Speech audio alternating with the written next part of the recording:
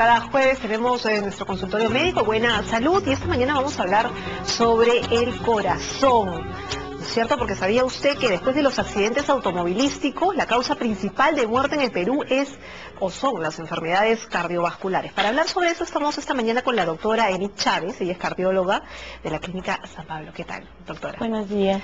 Muchísimas gracias por venir. Cuéntenos un poco, estas cifras son alarmantes. Después de los accidentes de tránsito, la segunda causa de muerte es por el corazón aquí en el Perú. ¿Qué tal, qué tanto porcentaje de la población?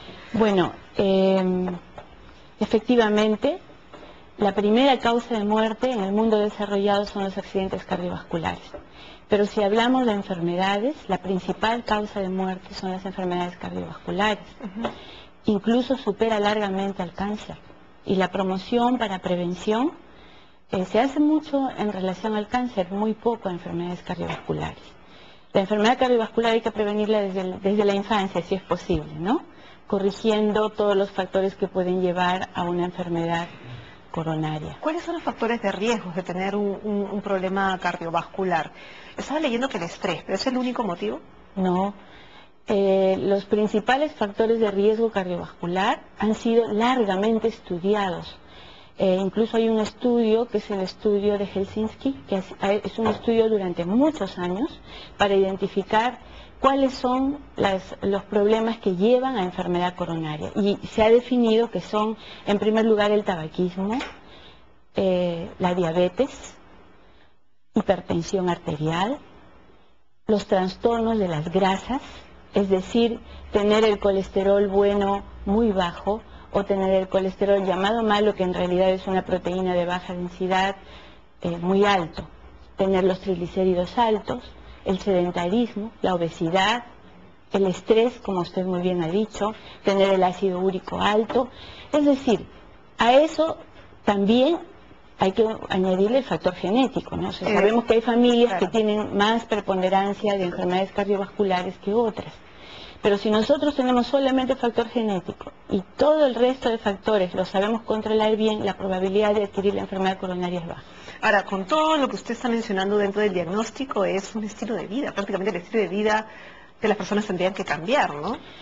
Por supuesto, todos los cardiólogos nos preocupamos en decirle a la población que tiene que corregir su estilo de vida, porque eso es un asunto muy importante.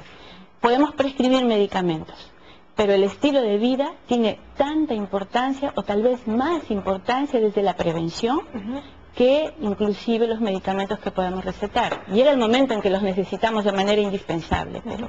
Ahora, usted nos ha traído ahí una maquetita para mostrarnos un poco, porque estábamos hablando de lo que es su especialidad básicamente, ¿no es cierto? Que es la cardiología nuclear. ¿En qué consiste la cardiología? Bueno, la cardiología nuclear es una subespecialidad de la cardiología, donde se utilizan sustancias que existen en la naturaleza, que sirven para diagnosticar algunos problemas del corazón. Se utilizan sustancias que contienen energía, que se administran al paciente, generalmente por vía endovenosa, y como son sustancias que contienen energía, a través de mecanismos químicos se hace que el corazón capte esa sustancia, que adquiere la energía que no es visible a nuestros ojos, pero que hay máquinas que sí la pueden ver, por ejemplo la cámara gamma. Entonces, luego se hace una tomografía cardíaca y se puede ver el corazón cortado en planos, porque es una tomografía, y se puede detectar cuánto de músculo sano tenemos, cuánto de músculo que está padeciendo, cuánto de músculo se ha perdido por un infarto. Entonces, es importante canalizar el estudio, ¿no? Para poder definir qué grado de enfermedad tenemos. Hay muchas enfermedades del corazón. Las enfermedades coronarias, por ejemplo, son aquellas que afectan a estas arterias que están encima del corazón, que estos tubitos rojitos que se ven aquí son las arterias coronarias, que son las que llevan sangre al músculo. El músculo cardíaco es todo esto, ¿no? Y se alimenta a través de las coronarias recibiendo oxígeno y nutrientes. Cuando estas arterias se obstruyen, es que van a ocurrir los infartos. Ocurre la obstrucción aquí, entonces el damnificado es este músculo de aquí. O sea, se tapa la circulación acá y el músculo que se pierde es el que está alimentado por esta arteria. Ahora, ¿el corazón no va a empezar a fallar porque es inevitable, por un tema de desgaste natural? Sí, puede fallar por desgaste natural, efectivamente, pero nosotros vemos personas que llegan a los 90 años y llegan bien, lúcidas, ¿no? Qué lindo ver una persona de 90 años que puede conversar, que nos puede contar sus experiencias, que la vemos caminar, que sube las escaleras, o sea, tiene una vida agradable. ¿Quién no quiere llegar así a los 90 años? Pero también vemos gente de 40, de 30, que ya tiene insuficiencia cardíaca. Es decir, son personas que no se han preocupado por controlar sus factores de riesgo y evitar, por ejemplo, la principal enfermedad cardiovascular, que es la enfermedad coronaria, de la cual estamos hablando cuando hablamos de las arterias coronarias. Ahora, se habló mucho, de alguna manera, se habla mucho sobre el tema de los infartos y problemas en el corazón. Antes, cuando la persona era mayor, tal vez, pero ahora se están viendo problemas ya desde temprana edad, desde niños, adolescentes y gente de 35 años que todavía, digamos, está ahí, ¿no? ¿Qué es lo que está generando esto? ¿O cómo han variado los porcentajes de enfermedades cardíacas en distintas edades? Conforme avanzó el progreso y vino el control remoto y los automóviles, el ser humano camina menos, ¿no? Yo quiero mostrarles esta maquetita que siempre le he mostrado a mis pacientes. Esta es una arteria, ¿no? Es la representación gráfica de una arteria. Cuando nosotros nacemos, la arteria tiene varias capas. Esta capita interna que se ve en color más claro en la pantalla se llama endotelio, endo de adentro y telo de tela, ¿no? Es una membrana, es un gran órgano que viene tapizando por dentro las arterias. Las arterias son las que laten, ¿no? Estas arterias, cuando nacemos, están así limpiecitas. Conforme nosotros avanzamos en la vida y comenzamos a comer inadecuadamente, de repente alimentos de poco valor nutritivo en fibra, entonces comenzamos a generar esta placa que se llama placa ateromatosa, rica en colesterol y en grasas. Nosotros aquí no tenemos ningún síntoma, pero ya está enferma la arteria, ¿no es cierto? Esa placa amarilla es la placa ateromatosa, que es la evidencia de enfermedad, que va progresando igual que una cañería gastada, ¿no? Y si nosotros continuamos fumando o sin control de la glucosa, con colesterol alto, este proceso sigue y seguimos sin síntomas, ¿no?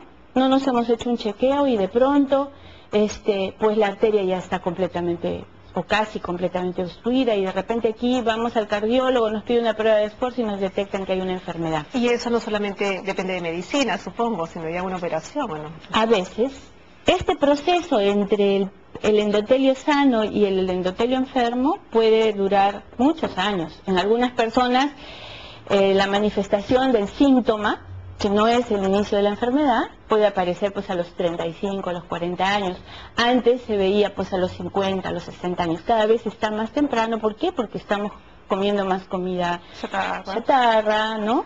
Hacemos menos ejercicio, salimos de casa, usamos el automóvil, el control remoto, ya no caminamos. Muy poco, fácil, ¿no? muy poco se camina. Doctora, pero volvemos a un tema que es importante, que yo le preguntaba antes de empezar la entrevista inclusive, es que muchas personas vivimos con tejidos muertos inservibles en el corazón y no nos damos cuenta. Así es. ¿Cierto? Y progresivamente, como nos ha mostrado, nos está haciendo daño. Claro. ¿En qué momento podemos hacer un despistaje o en qué momento debemos hacernos un chequeo para estar seguros?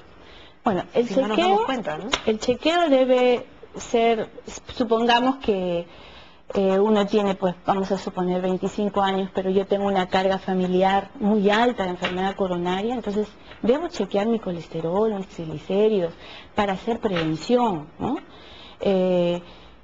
Si además voy a ir a un gimnasio, voy a hacer ejercicio, pues el cardiólogo, el médico que me examina, me hará un electrocardiograma después de examinarme. El examen clínico es sumamente importante. El examen clínico puede superar cualquier tomografía. Un examen clínico bien hecho puede detectar muchos problemas.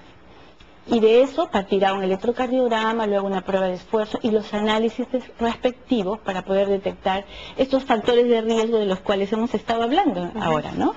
Ahora, usted me pregunta respecto a que a veces se pierde función, ¿no? Se puede tener una cicatriz.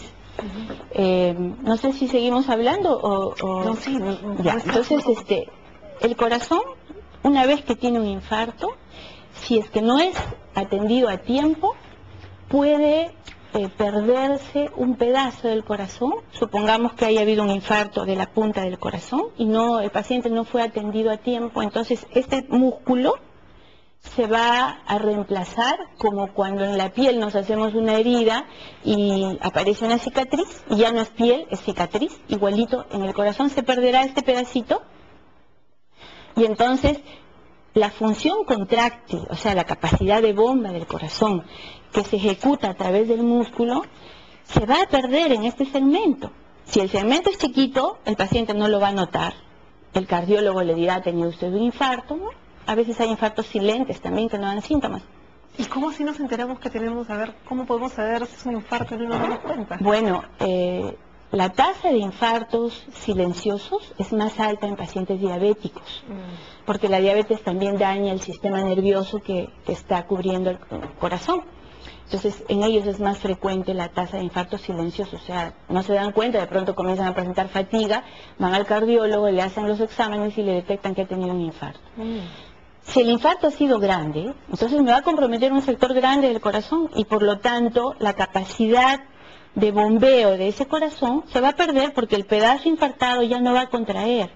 Entonces el corazón va camino a la dilatación, a la insuficiencia cardíaca, y el paciente va a tener fatiga, va a tener dificultad para subir escaleras, una mala calidad ya no de va a vida. tener la capacidad que tenía antes. Entonces en cardiología nos preocupamos nosotros de preservar todo lo que son arterias, la función cardiovascular, y al preservar la función cardiovascular estamos preservando la función cerebral, la función renal.